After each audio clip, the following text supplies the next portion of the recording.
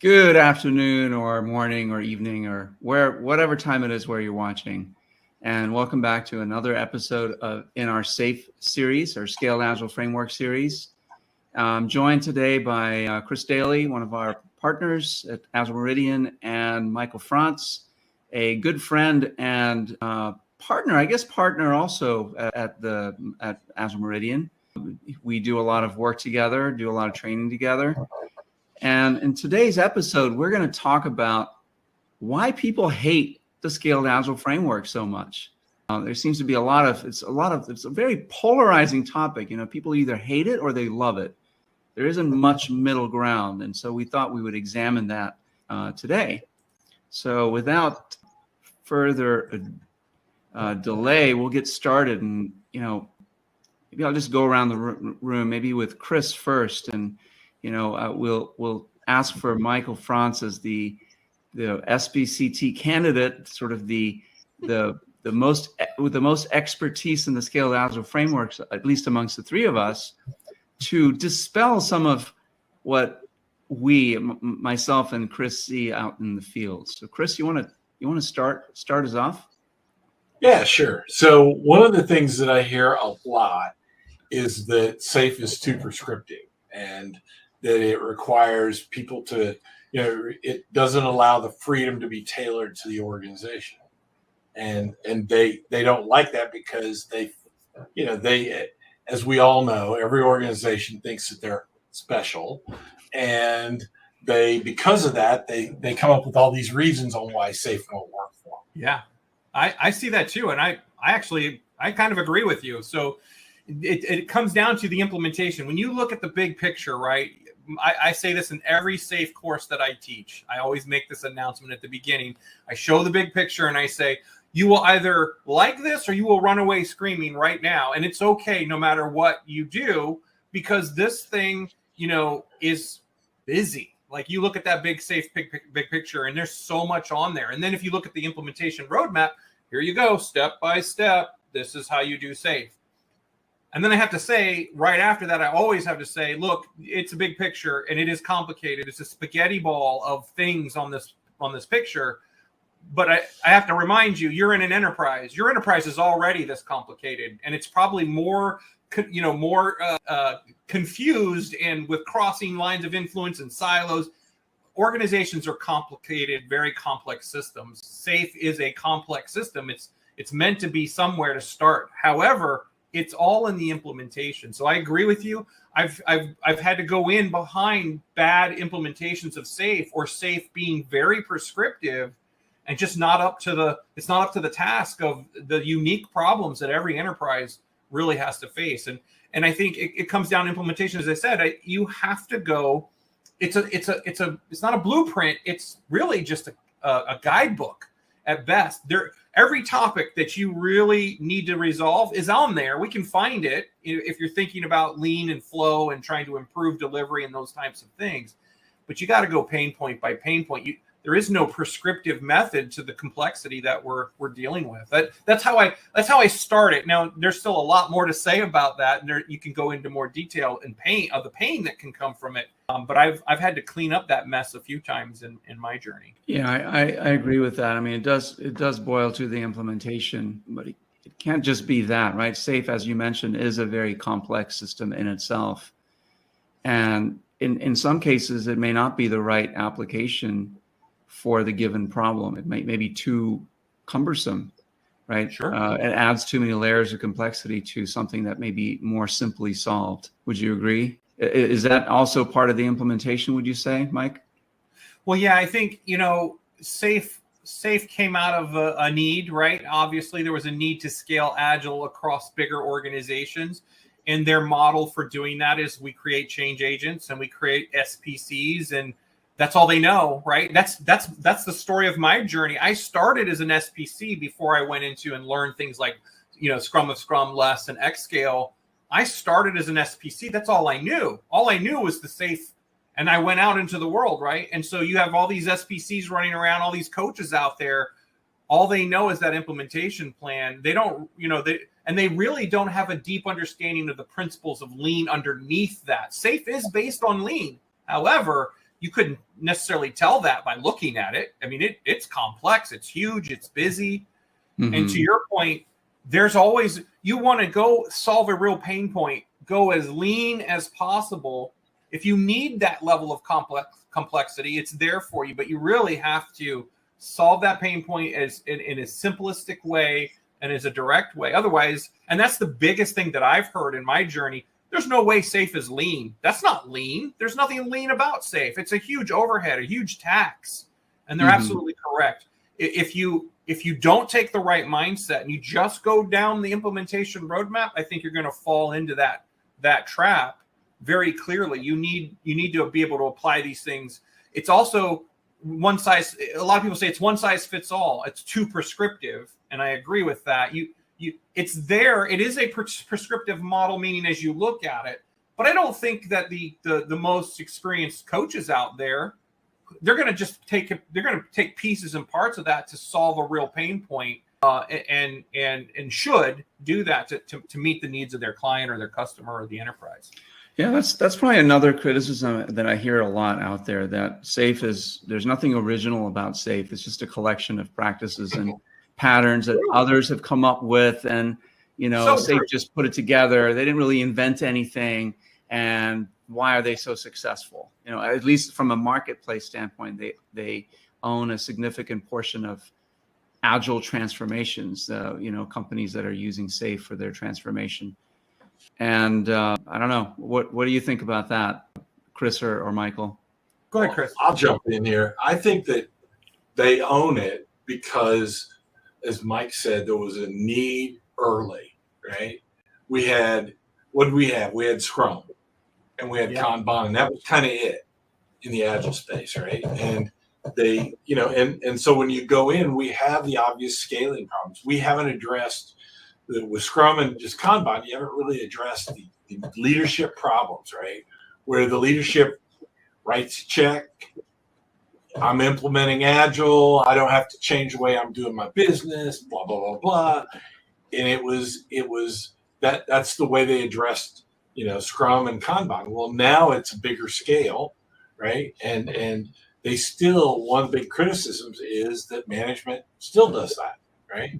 That they write the check, they don't show up, they don't change the way they're doing it, they don't really have to change the way they operate. And so what do you think about that, Michael? No, you nailed it, right? I mean, early on, there was nothing else to do. And so what Dean and his team have done, to your point also, Kumar, you're right. They've invented a few things. They put their little mark on it, but they're an aggregator of lean ideas. They brought, and they tell you that, right? They brought in all of Taichi Ono's lean thinking. They brought in Don Reinertson's principles and product of flow. They've brought in Dr. Kirsten's work, right? From project to product. I mean, every year, Sally Alato's work in Agility Health Radar. Every year we see Scaled Agile take something that is moving or working in the industry and apply it to their framework. This year they rolled out, to your point, Chris, they've recognized, and iteratively they've recognized we have a leadership problem.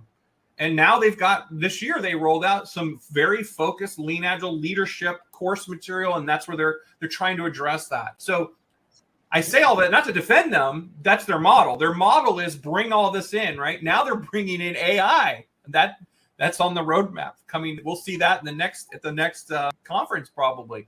So you won't need coaches anymore. Just get the AI to transform the AI organization. will do it all, right? But I mean, what they're trying to do, what they're trying to do with Scaled is be a play.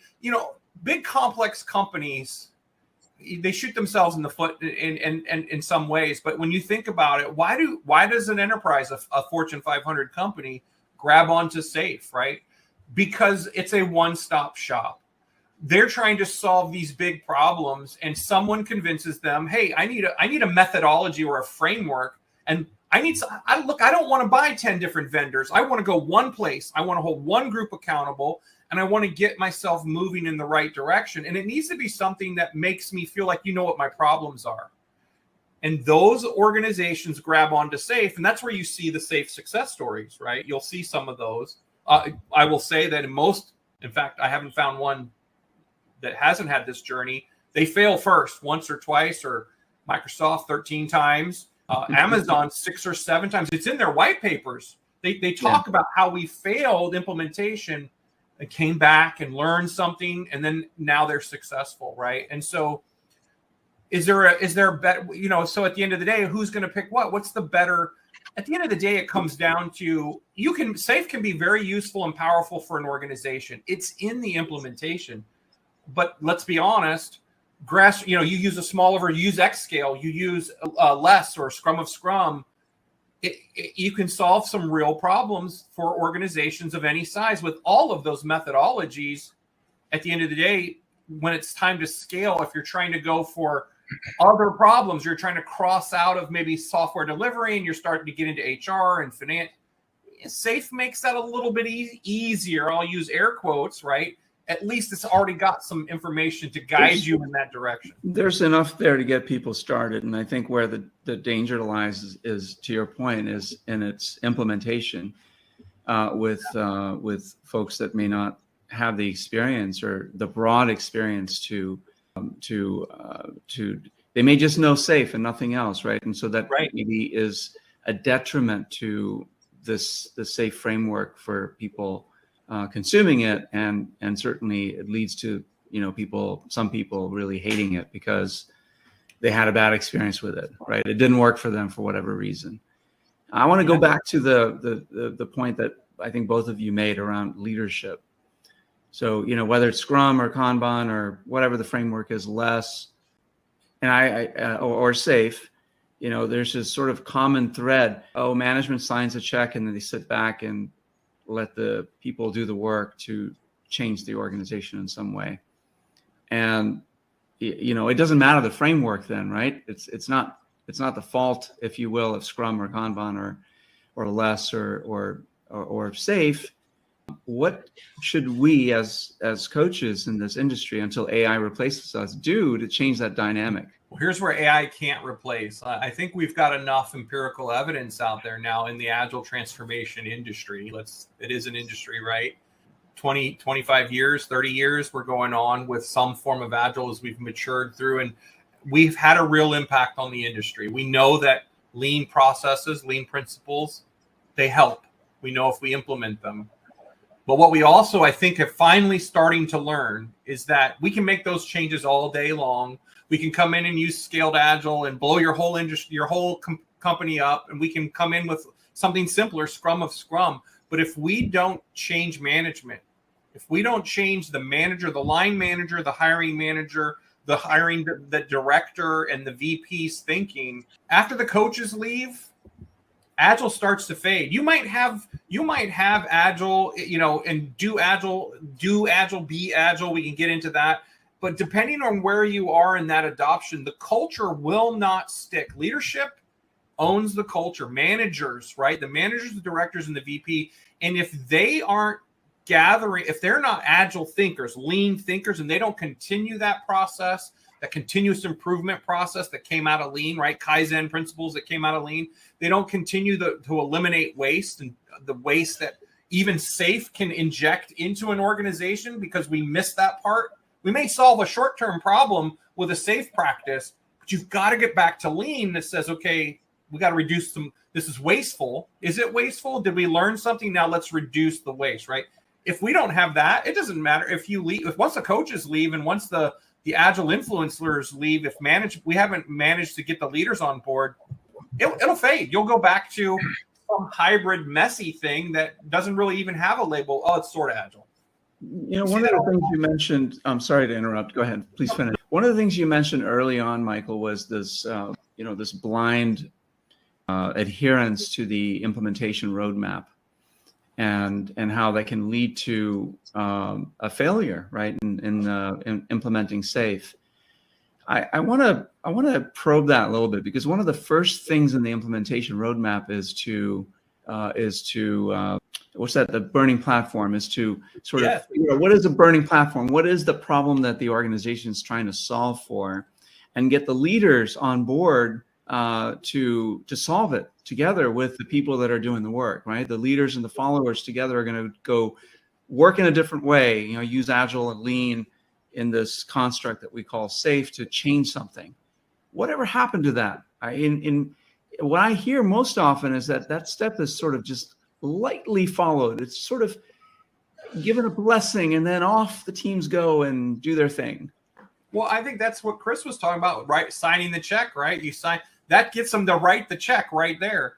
And it's, to me, it's clear that Scaled Agile is learning that's not enough. And that's why this year they rolled out some more focus on leadership. You know, in the implementation roadmap, you start out with the burning platform, and then you educate the leadership, the executives, right, with leading safe. And then you find your change agents, and you keep on going. Then we launch arts, right? We train and launch arts. And then there's a whole roadmap.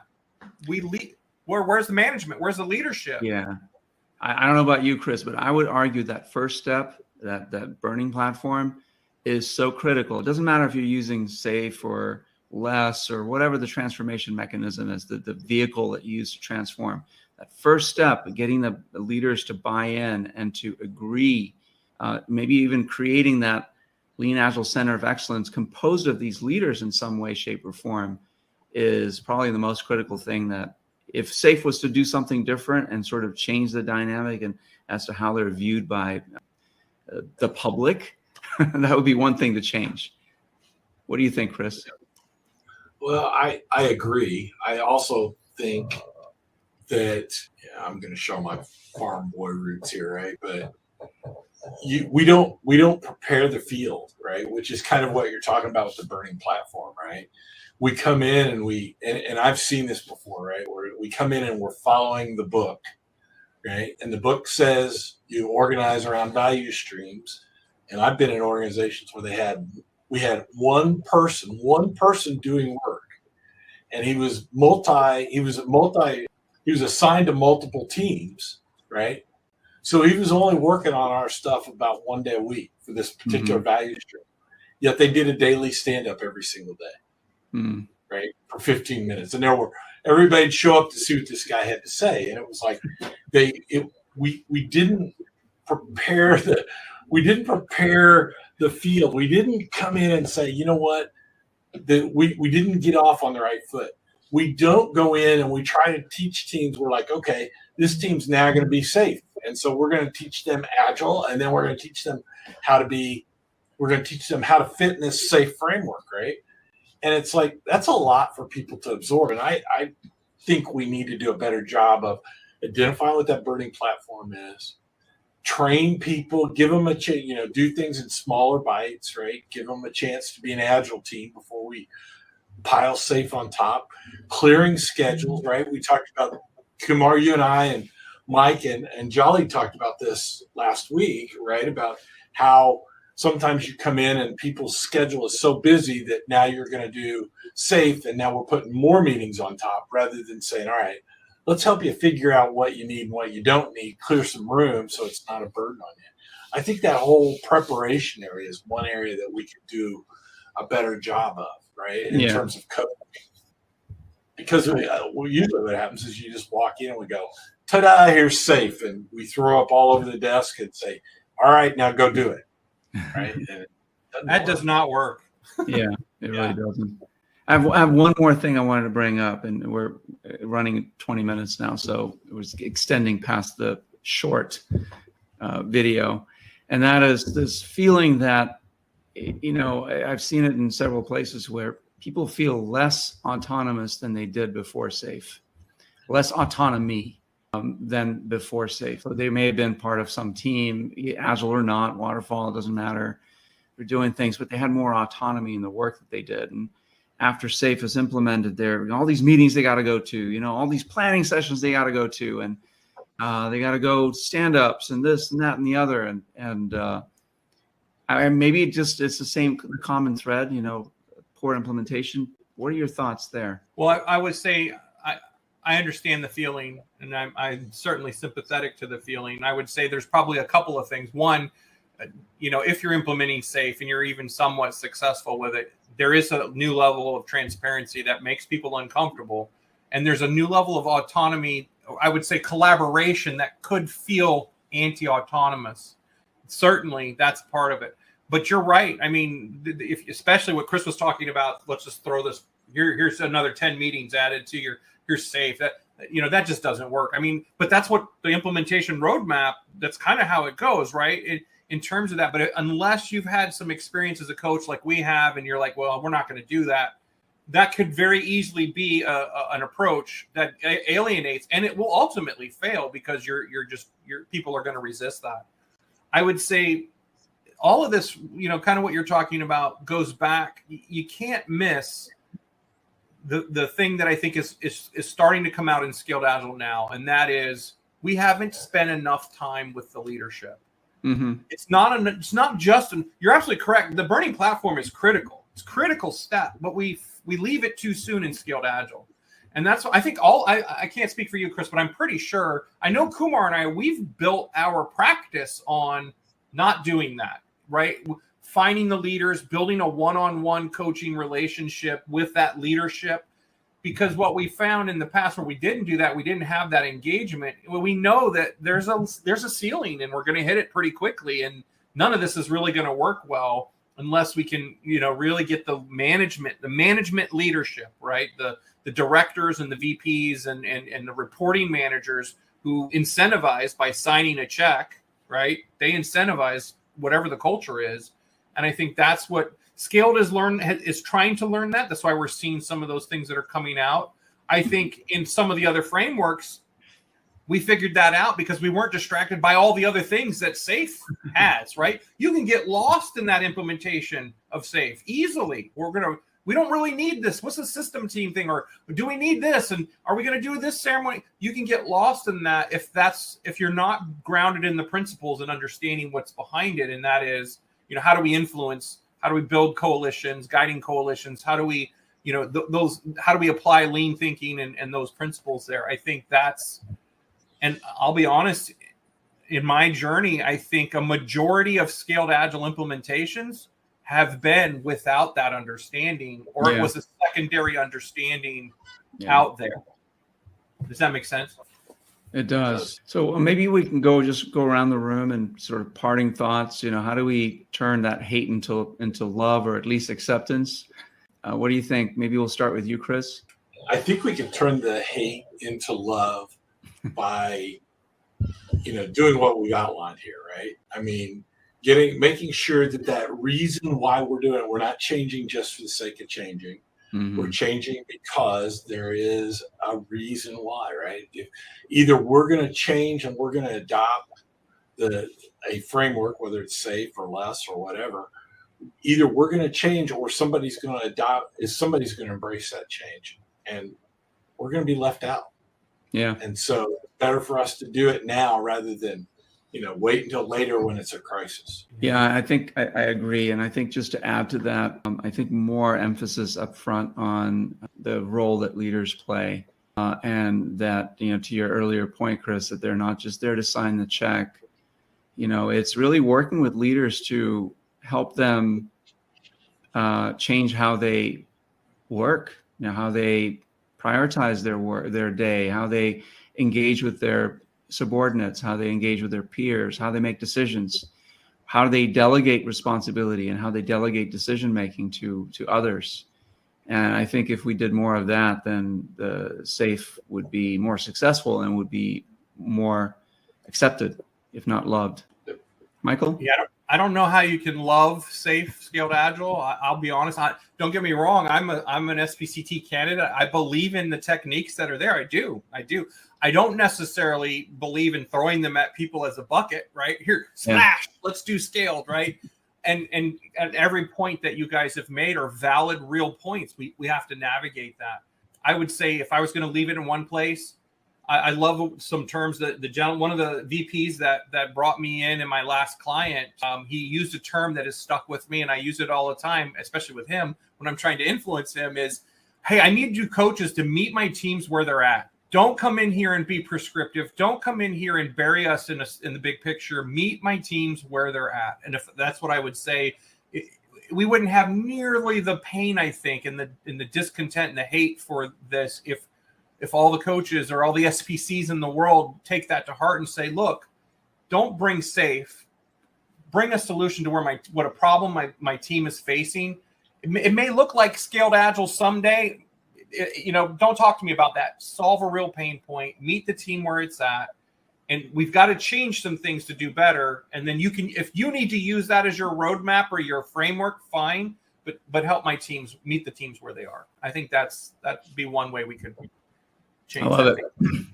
All right, this is fun. I enjoyed this conversation. I hope I thought you guys were going to beat up on me more. Well, the truth is we're all in the same boat, and we are. I will say proponents of SAFe. We're certainly not antagonistic towards it. We use it all the time, both myself and Chris, and I know you do. It's just we hear there's a lot of chatter out there. It is a very polarizing topic, right? Because maybe because they're the biggest scaling framework out there. Most people know about it, have used it, and so there's a lot of opinions out there from people that may not have been part of it. Some of it warranted, some of it unwarranted.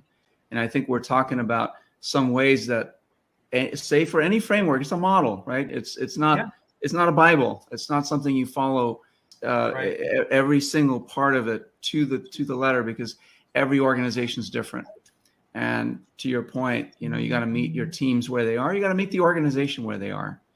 And I think that if we focus on creating that strong leadership team that is willing to roll their sleeves up and lead differently, then I think we can have more success. All right. Thanks, guys. This is fun. Thank you.